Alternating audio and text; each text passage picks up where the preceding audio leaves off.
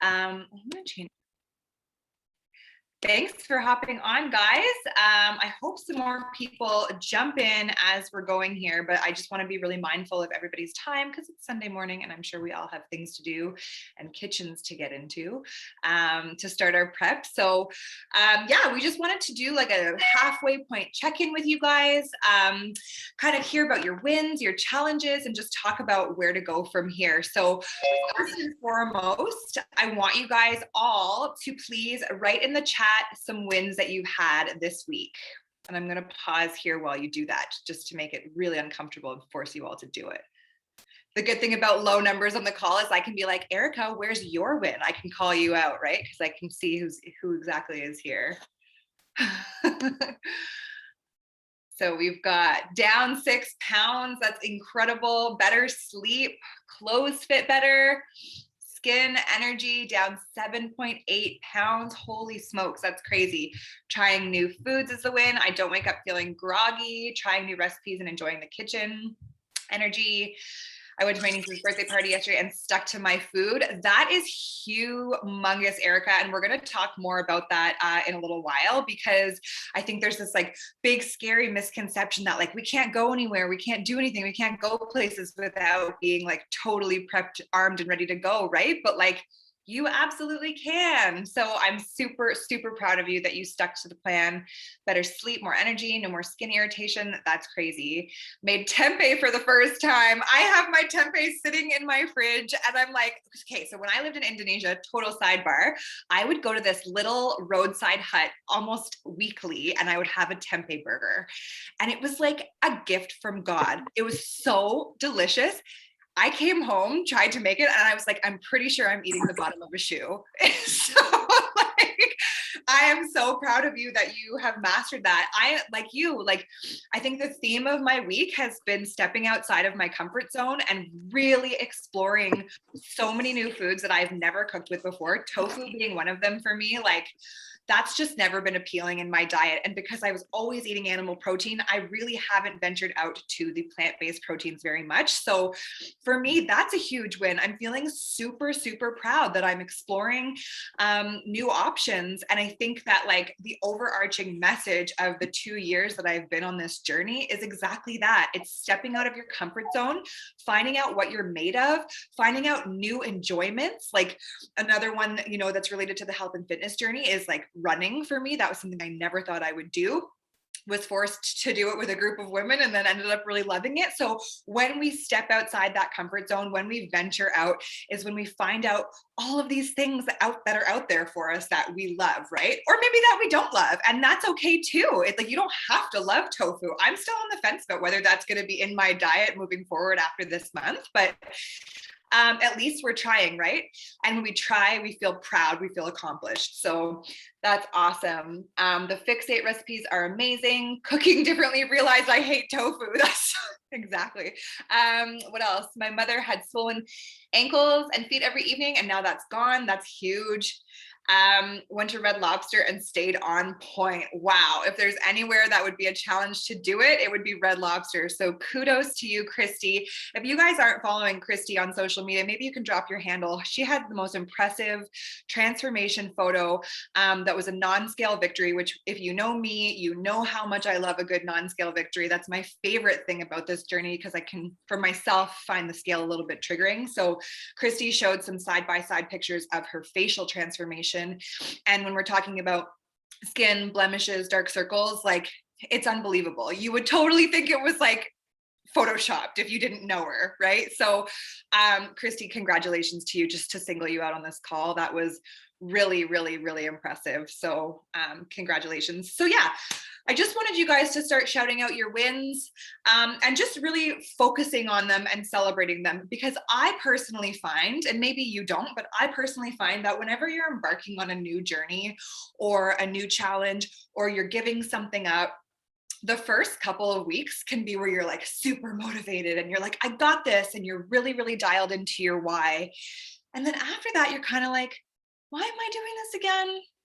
The motivation and the thrill of something new like starts to kind of wear off and you're like, this was really fun in the beginning, but like, I'm kind of over it now. And like, maybe I'll just grab the M&Ms, or like, maybe I'll just like not do my prep this week because I really want to watch these Netflix shows instead. Like, this is where you can start to kind of like come from the peak of your motivation and slowly taper off.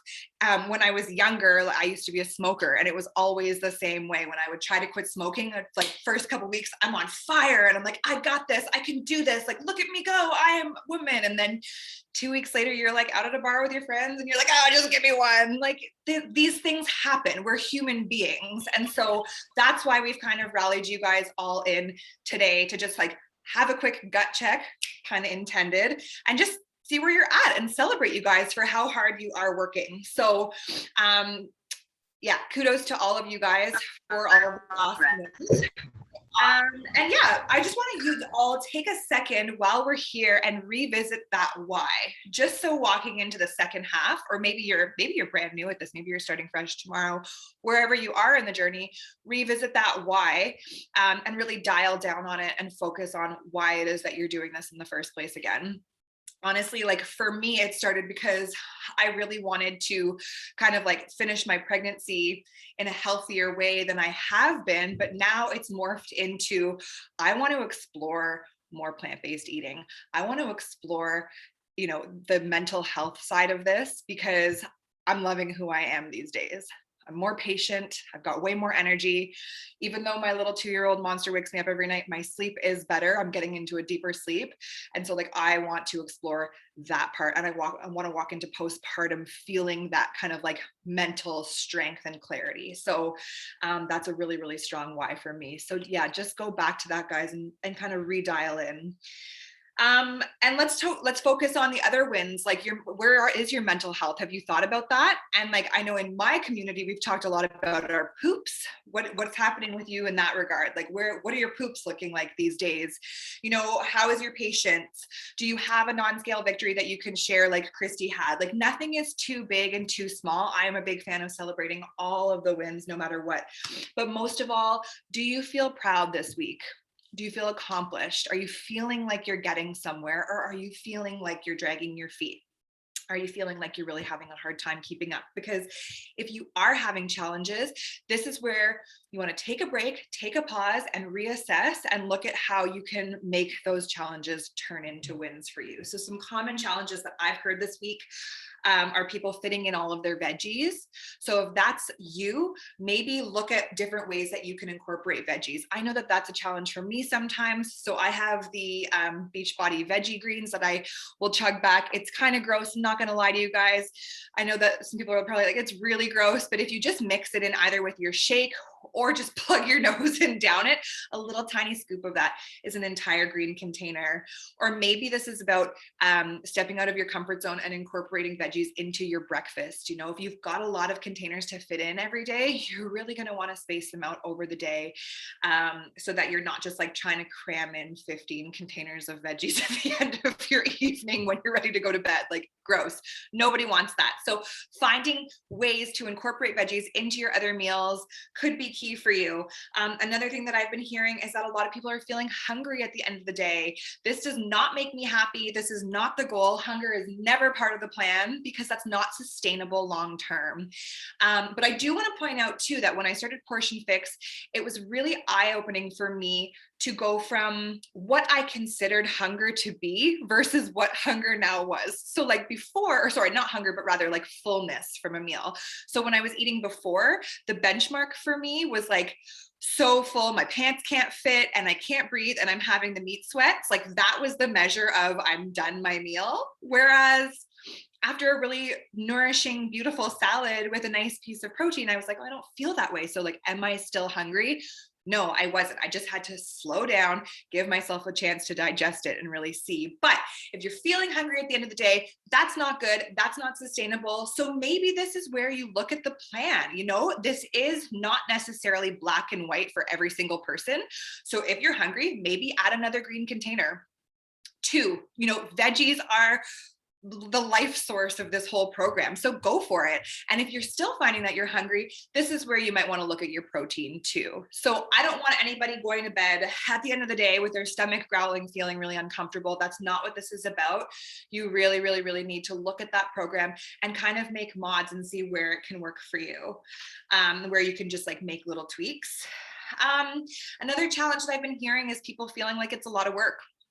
Honestly, how can you prep better on Sundays? Today is your day. If you're somebody who's like a shift worker or something, Sundays don't work for you. What day of the week does it work for you? I'm telling you guys, like, some people in our community are posting the most incredible meal preps where their meals are already made and all they have to do is heat them up. That's not who I am at my core. I will never be an organized enough human being to do that.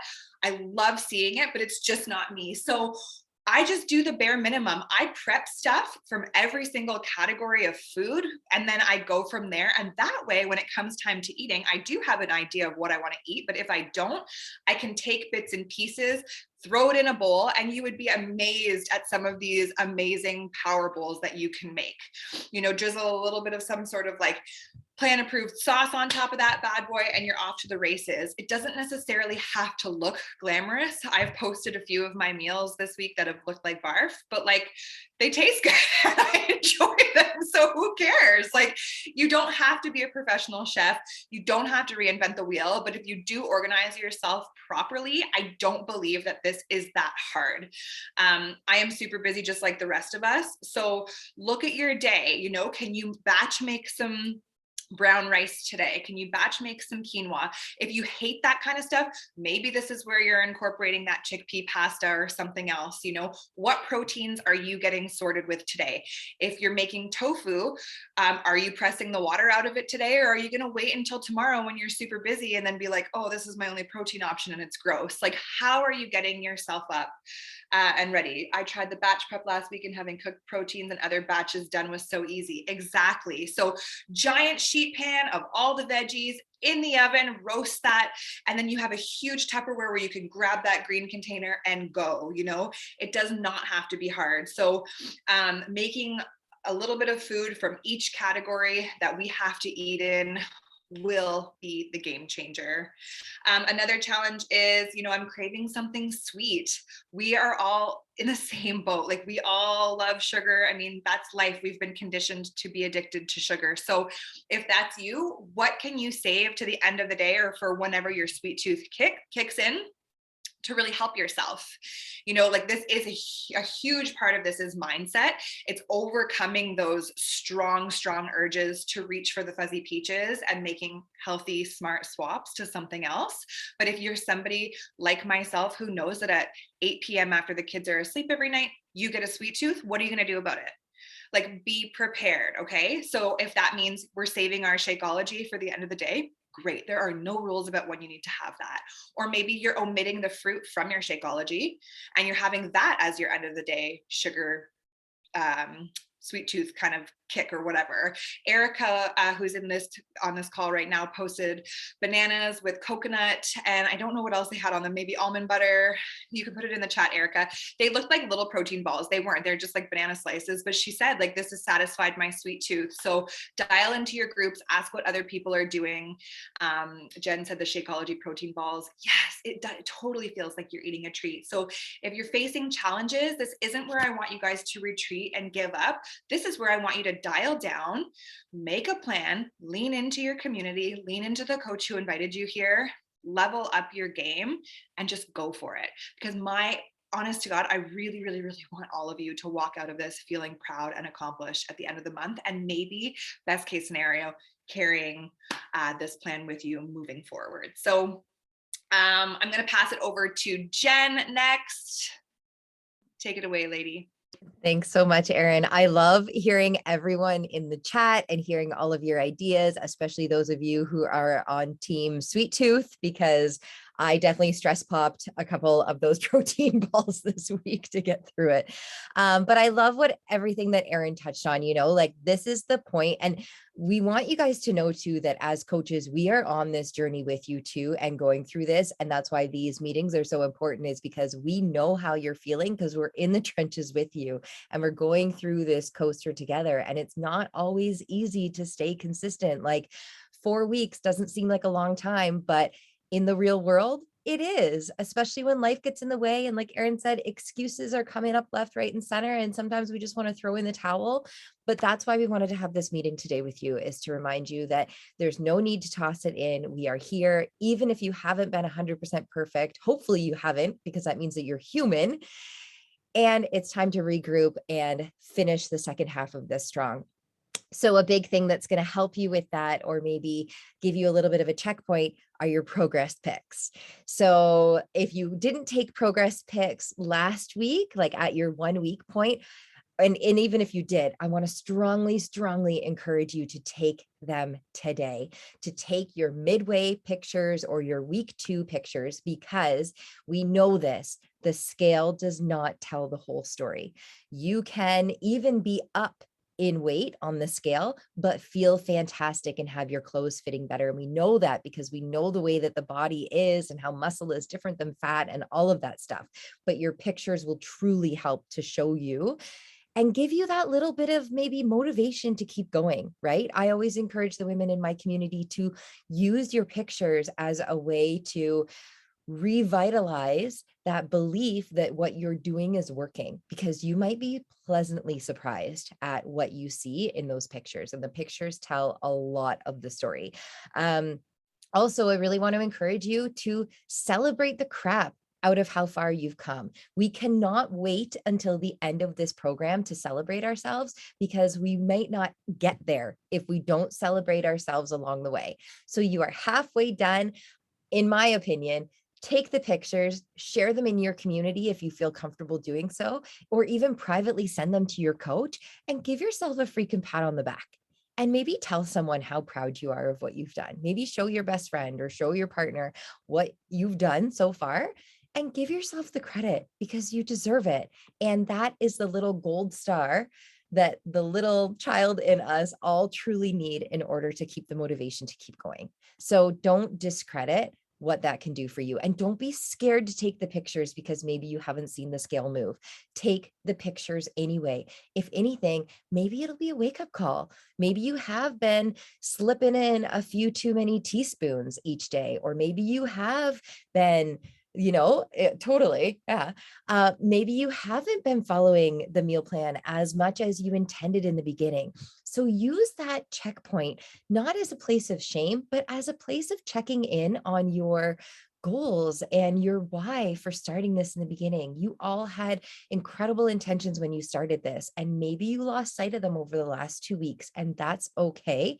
We're not done yet. It's not too late for you to refocus, regroup, remind yourself that why, remind yourself, and maybe give yourself a little bit of a reality check. Like sometimes I talk a lot in my community about the importance of parenting ourselves. Like maybe you've been a little like, oh, it's okay, I had a rough week, like I could have a couple glasses of wine or whatever. Maybe you've been doing that, but that's not going to get you to your goal. If your goal here truly was to follow this program and see what it could do for you, maybe it's kind of the tough love that you need to give yourself in order to show up and get the results that you initially intended when you signed up for this. Okay. So take the pictures either way, and it's either going to be a point of celebration or it's going to be a wake up call. Like, let's go. It's not too late to refocus and to keep going. Also, like now, and Sarah's going to talk about this too, about regrouping. So like, how do we regroup to move on, right? Like we're halfway through here. Maybe we've fallen off the wagon or whatnot. Sarah's going to share a lot about the food, because that truly is what like 99, in my opinion, 99% of this program really is. But like I said, remind yourself of your goals, remind yourself of your why. Maybe even this morning, as soon as we get off the chat, like all of you are here, intentional, grab a piece of paper, grab a Post-it, grab a notebook, and write down your why again. Because if you haven't seen that why since 2 weeks ago, chances are it's maybe slipped your mind a little bit. And I know for me, even I put Post-its in my kitchen. I have a Post-it on my fridge reminding me why I'm doing this. I have a Post-it on my kitchen cupboard reminding me why I'm doing this, on my bathroom mirror. And when company comes over, I run around the house and I take down all my Post-its so they don't think that I'm crazy. But otherwise, they're there for me to see, and it keeps them front of mind for me. It shows my family that I'm committed. It reminds them that I'm doing something big for me. And that's the other thing I wanted to share too, is converse. I don't know if that's the expression, but communicate again with your partner, with your family about what you're doing, because it's been 2 weeks and it's probably slipped their mind as well that you've been doing this maybe. And maybe regardless of where you are at this point, if you're in a point of celebration and like motivation to keep going, or you're a place of like wake up and like, okay, this is my tough love, like this is what I want to change for the next 2 weeks, regardless of where you're at, share that with the people that you're living with. Share that with the people who you're doing this with. Maybe you're doing this with your coach. Maybe you're doing this with people in your life. Reach out to them and remind them, hey guys, I've been a little slack recently. I want you to really help hold me accountable. Like let's message each other every night at 8 p.m. Okay. Like I need this little kick in the butt. Or, oh my gosh, I'm so proud of myself. This is what I've done so far. Please help challenge me. Like I want to try one new recipe this week. Please don't let me slip on that. Okay. And get the excitement, get the motivation again to keep going. So Sarah now is going to cover a lot of that kitchen stuff for us. So I'm going to toss it off to her. Thanks, Jen. All right, ladies, if there's one main message you can, I guess, take away from this call or this entire program and your journey, I hope it's that this is all about learning. Whether this is like the very first program that you've done and you've really dialed into your nutrition, or maybe you've been working out in one of our communities for years, this journey is about learning. It doesn't matter if you're brand new or if you're seasoned.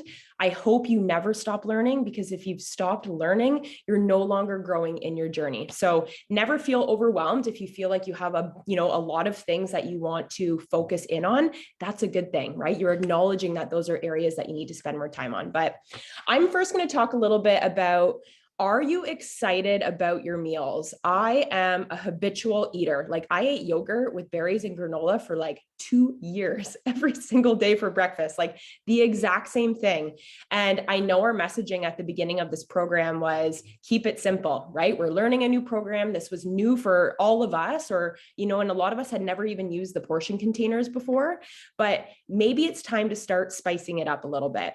If you are not excited about the food that you are eating, it feels restrictive. And then that's when it kind of feels like a diet and you really don't feel like doing it. My husband's doing this with me. And I asked him after week 1 how he was feeling. He's like, I feel like I'm force feeding myself cabbage and the same things all day long. I'm like, yeah, it's because you're eating the same thing every meal. Like you need to add variety. You need to make it interesting. So I want you to ask yourselves, like, are you bored with what you're eating? If you are, tomorrow is the perfect opportunity. We are all meal planning today. Start to change it up a little bit. How can you add variety? So even if you want to stick with your omelets in the morning with potatoes and veggies, pick 3 veggies that you have not had yet on this plan. Get rid of those typical go-tos. Like I can't tell you how many red and yellow peppers I've eaten in the last 2 weeks, like more red and yellow peppers than I think my body could even handle. It's time for me to start grabbing some other veggies, and maybe it's time for you to be doing that as well. Another thing is trying new recipes. I've had a couple of recipes go really, really well in the last 2 weeks, and a couple of them were disaster zones. Like it did not turn out nearly like I hoped, but I'm trying new things. It's getting me excited to be in the kitchen. And I'm not the cook in our family. My husband went to culinary school. That is like his space, but this is forcing me to take more accountability in the kitchen. And I'm more excited being in the kitchen when I'm trying the recipes that I want to try myself. So if you haven't explored one of the gut protocol recipes that's actually right there underneath the resources, I want to challenge you to pick at least one of them today. Or even like Ultimate Portion Fix, right? It doesn't need to be gut protocol specific resources. Go through all of the meal plans that you have access to and start pulling ones that you know would fit into this plan, or start to tweak them now that you are a little bit more comfortable with this program. And then another thing is I don't even want to say treat substitutes because I don't like that wording, but like that sweet craving, whatever that treat thing is in your mind, start to find those substitutes. Erin talked a little bit about how she had the Recover pudding with some fruit yesterday, and that was better than grabbing the big bag of M&Ms. I tried the Shakeology mug cake. Have any of you guys tried that yet? Shakeology mug cake, do it. It was like no Betty Crocker, like double chocolate devils, whatever. Like I'm not gonna tell you it was a 10 out of 10, but it hit the craving for sure when I was wanting something chocolatey. So start to find things that feel like that treat, that feel like that go-to that you can go to when you really have that sweet craving, that one thing that you want. The next thing I want to talk about is how to spend less time in the kitchen. Hands up or put it in the comments. How many of you were more prepared going into week 1 than you were week 2? Who was more prepared going into week 1, going into week 2? I know I was. I felt a little bit more stressed in the kitchen this week, even though I was more comfortable with the plan, because I wasn't as crazy prepared as I was before we started this program. So be mindful of that. If you found that you were winging it a little bit last week because you did feel more comfortable, how was your stress level? Were you resenting having to go into the kitchen and make those meals? If so, make sure you take the time today, right? Make it easier on yourself. If you enjoy being in the kitchen, you're more likely going to want to stick with these plans. Another thing to spend less time in the kitchen is obviously having these things prepared. Like I don't feel like cooking veggies. I don't feel like cooking quinoa every single time I want to make it for my meal. So having those things prepped and ready to go ahead of time. But also, how can you start incorporating more of your family meals in with what you're eating if you're not doing that yet? I have no interest in making 4 different things for dinner. So I'm really starting to think, okay, this is what I'm eating. This is what's on plan. What part of this will my kids eat? And what's like maybe one little extra thing I can make on the side? Okay, really start to think about how you can reduce the amount of time you're spending in the kitchen. And I am a disaster zone in the kitchen. Like I could use every single knife, cutting board, bowl. Like I have things on the counter that I don't even need. Like I am a disaster zone. And then I make my meal and I sit down and I eat it. I'm like, oh, I have to go clean all this up. Like, and that is what was making me kind of resent being in the kitchen a little bit. So I'm like parenting myself a little bit like, okay, Sarah, you're done with this.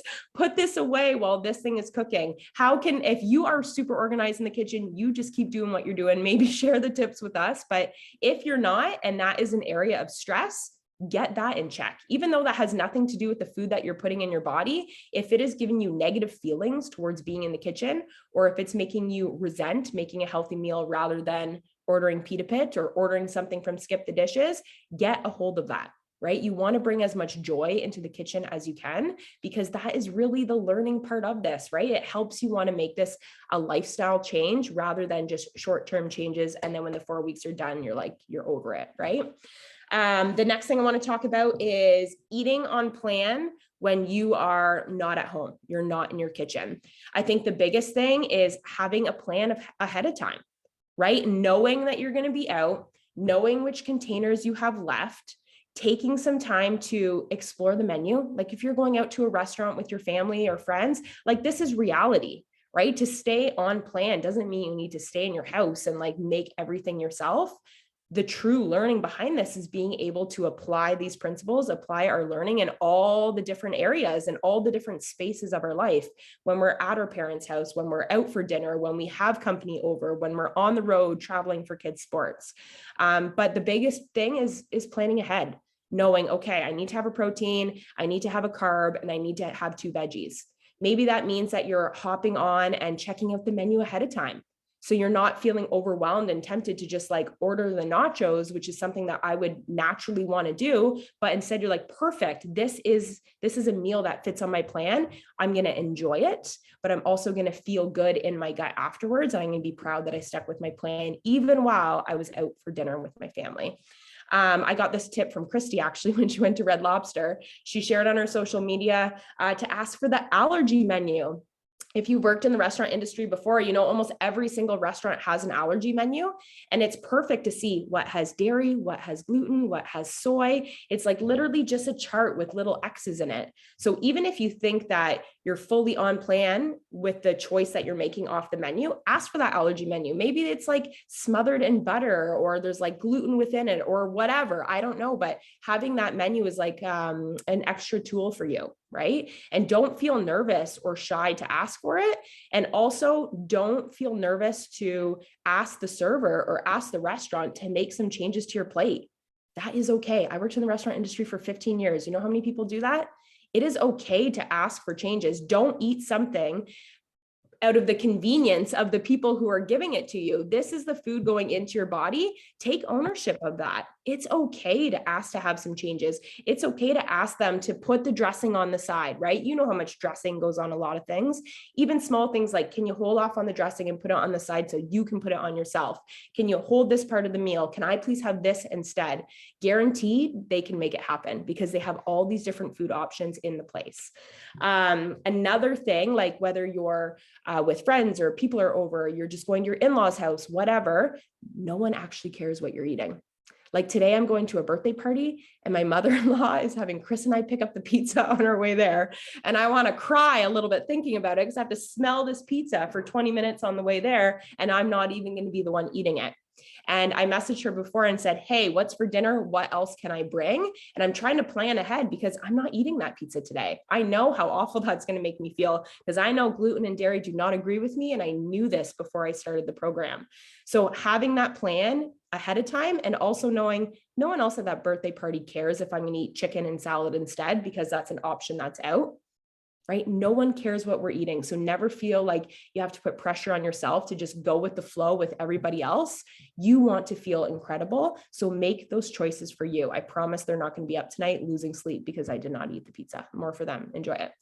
And then even things with like the cake and the temptations, right? Knowing your plan, sticking with it, bringing your water, bringing extra things if you need it, not being afraid to ask for some kind of alternatives. This is all about taking ownership in how we want to feel with our food choices.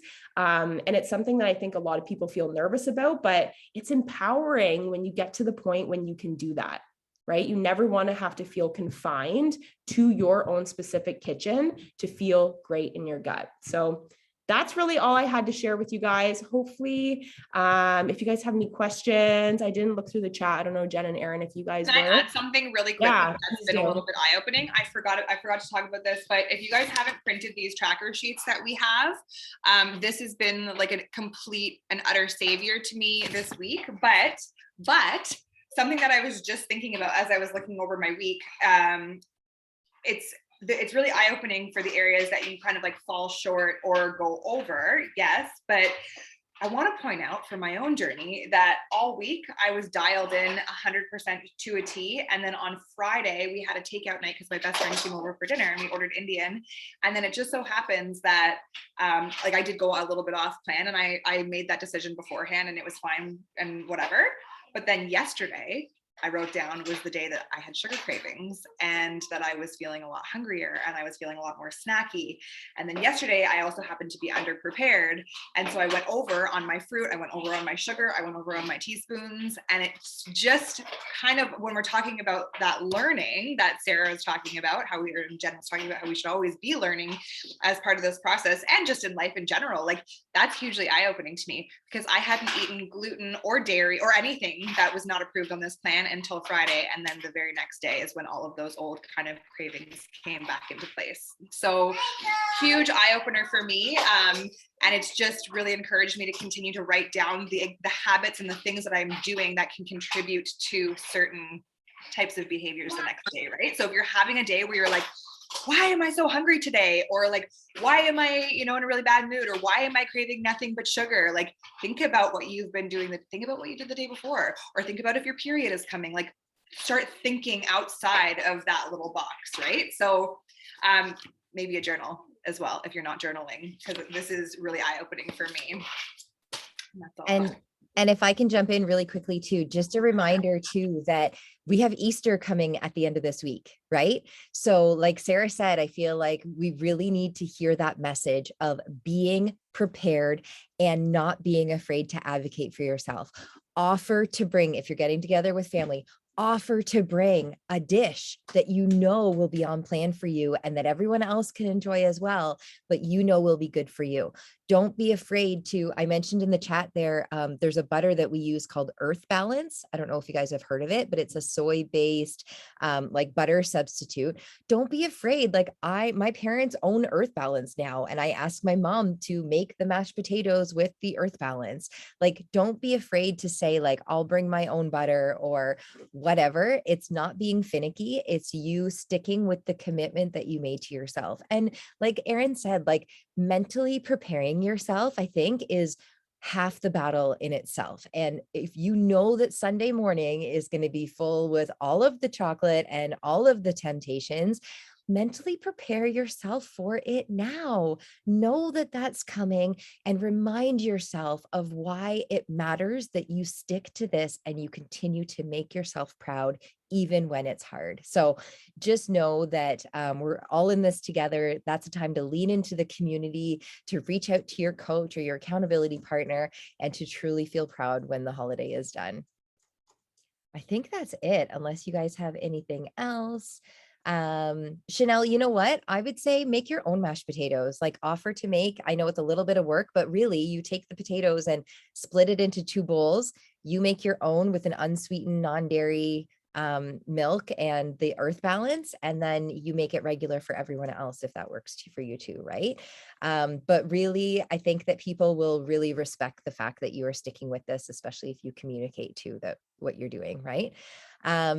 But yeah, we thank you guys so much for being here. I'm going to post the recording. I'll share the recording, and Sarah and Erin will share them in the communities as well. We hope you guys have an incredible 2 weeks, final 2 weeks, and we will get together to reconvene at the end of this program. So take those progress pics, meal plan, write it out, make your plan for what you're going to do, and make yourself proud.